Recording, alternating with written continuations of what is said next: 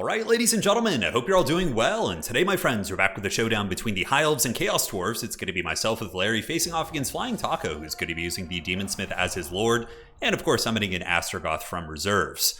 Now, as far as Alariel goes, she's going to be providing some fat heals here to the Arcane Phoenixes. And of course, healing is very good against Chaos Dwarves, who have a very, very good damage output, but also she does have the Tempest ability, and Chaos Dwarves, you know, you don't expect flying dwarves, but it is kind of a thing, right? We have the Bale Taurus, we have the Lamassu, we have Drazhoath, we have Zaytan the Black on his flying mounts. They have a lot of flying options, so having that Tempest in the back pocket, I think, could be something that, just by simply bringing it, would give you a much better chance of winning the game. Now, this is the secret sauce, baby. We have the Arcane Phoenixes. Now, firstly, these bad boys do have 40% fire resist and also 20% physical. So if they're getting shot by Chaos Dwarf guns, for example, so let's go find some of these guns if we can. I don't know if he brought any, but if he does bring any of the blunderbusses or the characters with their pistols, you could see here, for example, the Demon Smith Sorcerer does do fire damage with his shooting. It's going to be mitigating his shooting unless it does magic damage, which it doesn't, by 60%, which is crazy good. So I figured against the Chaos Dwarf blunderbusses and the Infernal Iron Swarm with the Fire Glaives, the Phoenixes would be an unholy nightmare to take down. The one thing I really got to watch out for with the Phoenixes is not getting them surrounded by the Bull Centaur Renders with the great weapons, which I don't think he brought in his initial army. So just going to be using these Phoenixes as just raid bosses, basically, that are very tough for the Chaos Dwarfs to kill, and then using Alariel the Radiant to heal them up when they get in danger. Now, Shadow Warriors are another thing that I think have a nice niche application. They're loose formation, and they're also stock. So Magma Cannons are one of the big problems when you're facing Chaos Dwarves. So using the Shadow Warriors to creep up and get within range of the enemy units you want to shoot, and also kind of mitigate the effectiveness of Magma Cannons with their loose formations could be quite good here. And yeah, Chaos Dwarfs do have a lot of shields, but they don't have things like Quarrelers, which the Dwarves would bring in this matchup to really counter your Shadow Warriors. The Shadow Warriors with 180 range can outrange pretty much all the Chaos Dwarf non-artillery shooting. They can shoot at Bull Centaurs, they can shoot at any of the monsters, the Hobgoblin units. I do think Shadow Warriors are actually quite good in this matchup. So, for Flying Taco here, he's going to be having some Hobgoblin Wolf Riders here, and his main battle line is going to be Goblin Laborers, backed up by Hobgoblin Cutthroats and Chaos Dwarf Warriors. He's going to be going for a Demon Smith sort of build, which basically is just using Reforge. So Reforge is going to be coming in and healing up his Iron Demon if it gets in trouble. So he brought the Iron Demon with the Flamethrower, which I think the basic Iron Demons aren't very good, but the one with the Flamethrower I actually think has a bit of viability. It's really, really good at mowing down infantry. It's basically like an Iron Drake on wheels, which, you know, what's not to love? It's not bad, right? So Spearman going to be coming in for myself, and Flying Taco will be summoning an Astrogoth as his, like, kind of main dude. The Demon Smith just simply brought for the Demon Forge ability, and he does have some shooting. So I try and get a little bit cheeky here, and we are going to be doing the Phoenix Bombardment, so dodging back and forth, but I think Taco was watching, and he was able to just barely run past me there. But, you know, it's about sending a message, and I do try and drop it on the other one, but he does dodge at the last second. Of course, Taco's top-tier player here, so not going to be giving me those for free. Now the Shadow Warriors will be moving up on the objective, while the Rangers will be heading back to objective number 3. Now, the reason why we're playing on these maps and not some of the new nice maps we have on the Total Tavern map pack is because the upcoming championship is, unfortunately, they're only letting us use the in-game map. So many of the practice games that we've been doing have been on some of the basic maps. But again, that's a discussion I've been having with CA about potentially adding the maps into the base game. So hopefully it'll be something we can make happen, you know, maybe in the near future. Who knows?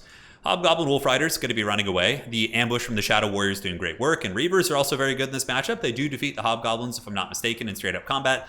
So that feels quite nice. And now the Shadow Warriors going to be unleashing a torrent of fire. Kind of what I wanted was for the Chaos Dwarfs to get surrounded and enveloped here in the middle and have them advance up the slope. And then I could use the Phoenixes with the just copious amounts of healing I have to really, really cause a ton of havoc for them. As far as my backfield goes, I do have some Spearmen. A little bit vulnerable here. You know, the Chaos Dwarves could certainly get their Bull Centaurs and run up here. But in response to that, I do summon in some Sisters of Avalorn, who I think are quite good in this matchup. Unfortunately, they do fire damage, so there's a lot of things that, you know, on Chaos Chorf units, the Dwarves themselves, they do have fire res, but many of the other units I don't believe do, or do they just all have fire res? Let's go and check here. Yeah, I think these guys do. Wow, I didn't expect the Bull Centaurs to have it. I guess they technically are mutated Chaos Dwarves. And here we do have the Chaos Dwarf Warriors who have 15%, so it's still, you know, obviously good. But I think that the Sisters of Avalorn with their armor piercing and huge range can really counter a lot of the Chaos Dwarf shooting, so that was kind of my game plan. Now, Shadow Warriors moved down to the valley, ripping a couple shots into the Chaos Dwarves, and now you can see the dreaded Demon's Tongue is going to be trying to chase me here. Trying to get its flamethrower shots, but I'm just kind of working just out of range of the Demon Engine, but it is going to be unleashing a torrent of flame, and it does kind of tickle the pickle here of these Shadow Warriors. However, they are able to get up the hill there and mitigate most of that, but if it had been a direct hit on a tightly packed infantry unit, where I've seen the Demon's Tongue do well is against like tightly packed Chaos Warriors and like Norskin infantry and like, you know, tight formations really. So Shadow Warrior's about to get pushed pretty hard. Hobgoblins moving up the hill, and the Bull Centaurs with the dual weapons are getting mighty thick and getting ready to party. So the Shadow Warrior's going to be turning and running, and now the High Elf ambush has been sprung as the dreaded Phoenixes descend from the skies, and the Reavers going to be screaming out of the tree line and basically just blocking these guys up. And yeah, Reavers are going to get smashed by Bull Centaurs, but it's just buying time and allowing the Shadow Warriors to continue moving backward, while the rest of the very slow Chaos Dwarf army continues moving this way. Now, as far as the back objective goes, we did have our Rangers that took that, and they're unfortunately going to be chasing off the objective. It was a bit of a misplay on my part, but they'll be back to it eventually. But we do have that objective, and we have the side objective number 1.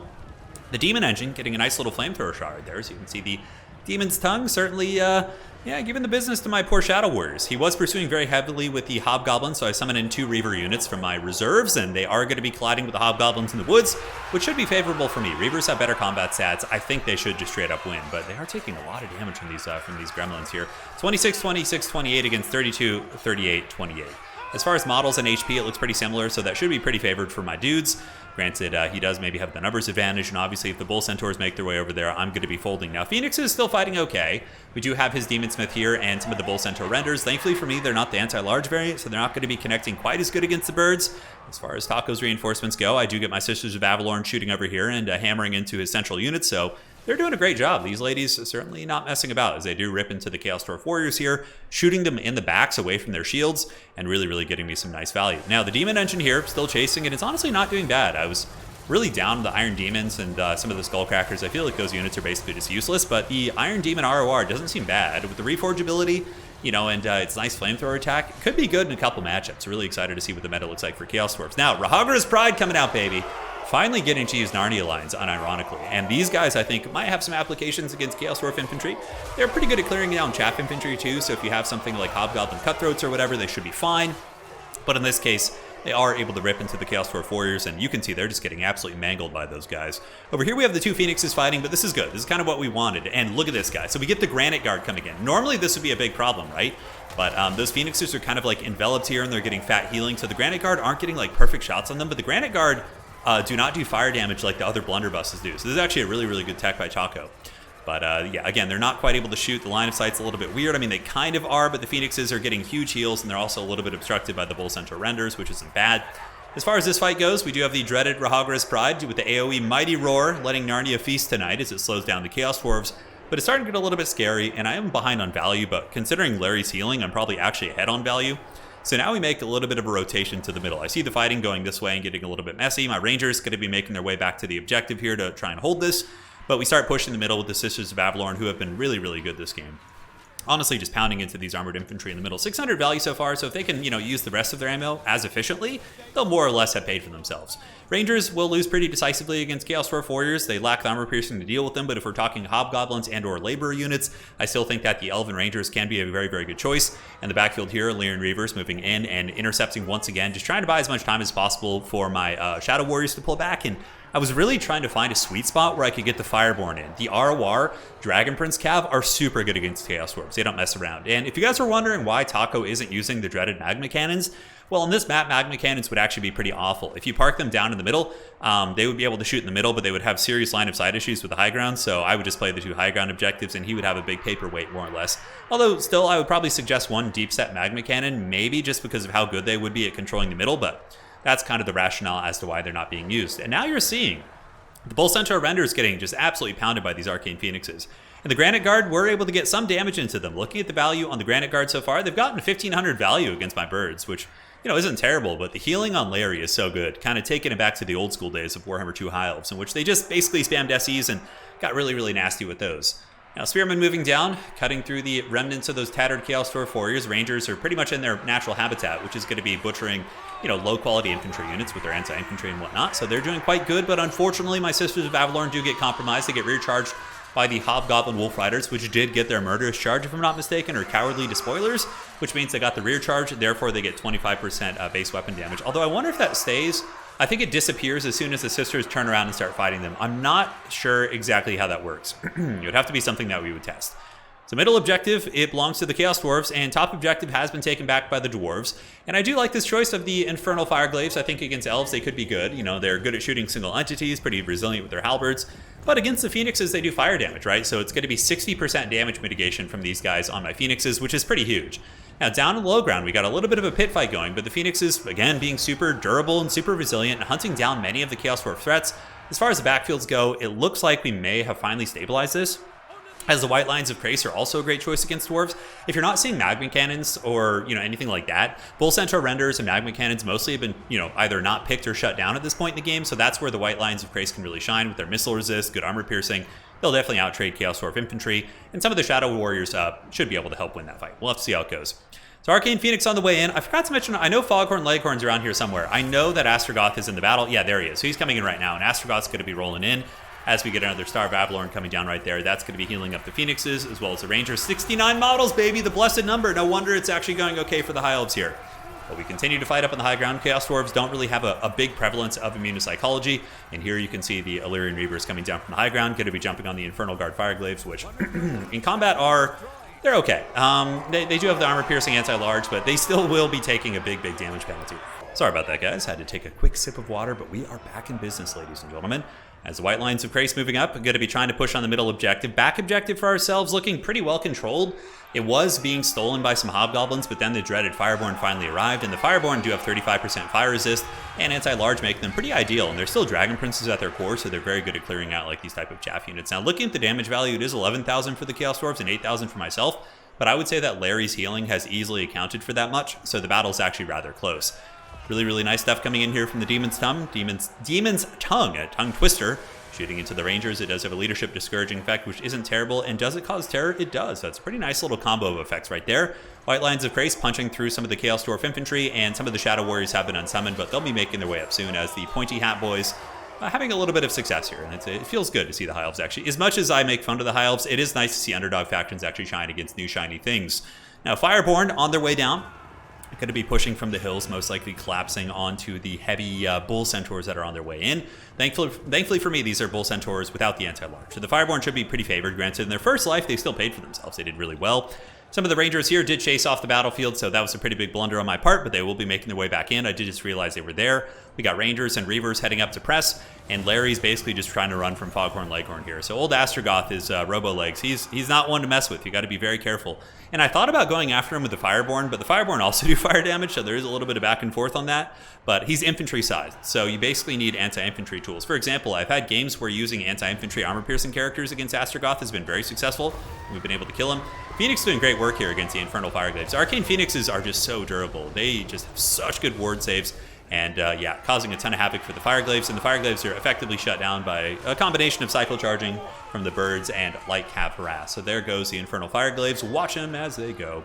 And the Demon Smith Sorcerer, he's hanging out, but his Reforges have mostly been used. So what he's brought to the table, not going to be doing too much more. Close game, though. Both objectives still in the hands of the Chaos Dwarves, ladies and gentlemen, as the Fireborn collapse in and get a nice charge here onto the old Iron Demon. So if we could surround this thing and pin it in place, that'd be quite nice with these anti-large attacks.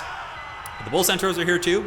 Some Chaos Dwarf Infantry. We do have the Granite Guard who've made their way back in. Probably going to want to scoot those guys back, but they will also be losing 35% of their DPS. No, that's right. They don't do fire damage. Okay, and they do have the suppression, so that makes them a little bit more useful in this matchup than the regular blunderbusses.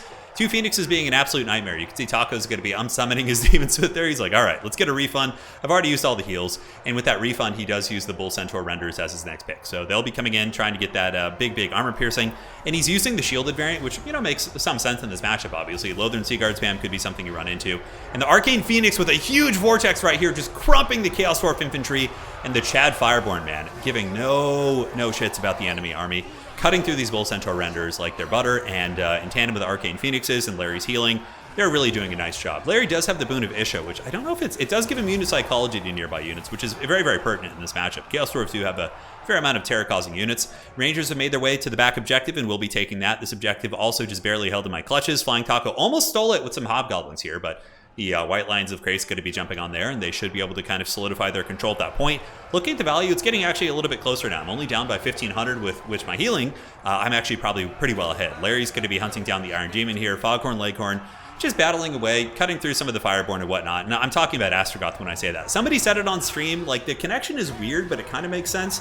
I don't know why you would compare him to a giant rooster, but I suppose it kind of makes him. I don't know what it is. It just makes sense. It's weird. It's one of those things. So Bull Centaur Renders having a little bit of trouble fighting the double Arcane Phoenix. These are very scary single entities with great combat stats, and the Fireborn, of course, with a very good Earthblood here. going to be dropping their anti-large attacks. And I would imagine the Fireborn have already paid for themselves, or at least come close. Looking, yeah, they've got an 1800 value. And I can see them being a staple in this matchup. Their fire resist will make them more resilient against magma cannons. They do also have physical resist. So the same thing is going to be applying, right? The 20% physical and 35%. So they're going to be taking 55% mitigation against a lot of Chaos Dwarf shooting. But I think if Flying Taco had maybe come in with some of the Bull Centaurs with the anti-large, it would have been an extremely hard game. Much harder for sure. Granted, the anti-large variant also maybe would have died much faster to my Shadow Warriors. So there's a little bit of give and take in terms of that analysis there.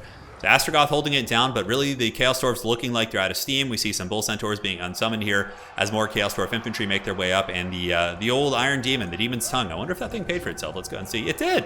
So pretty cool. Like the Iron Demons, yeah, I think the other ones are just really janky, but this Flamethrower variant does not seem bad. I mean, it's still a good infantry piece, or anti-infantry piece, and a chariot, and yeah, it's also good against heavy cavalry. It seems as if its Flamethrower has like decent armor piercing, even though it's not in the tooltip.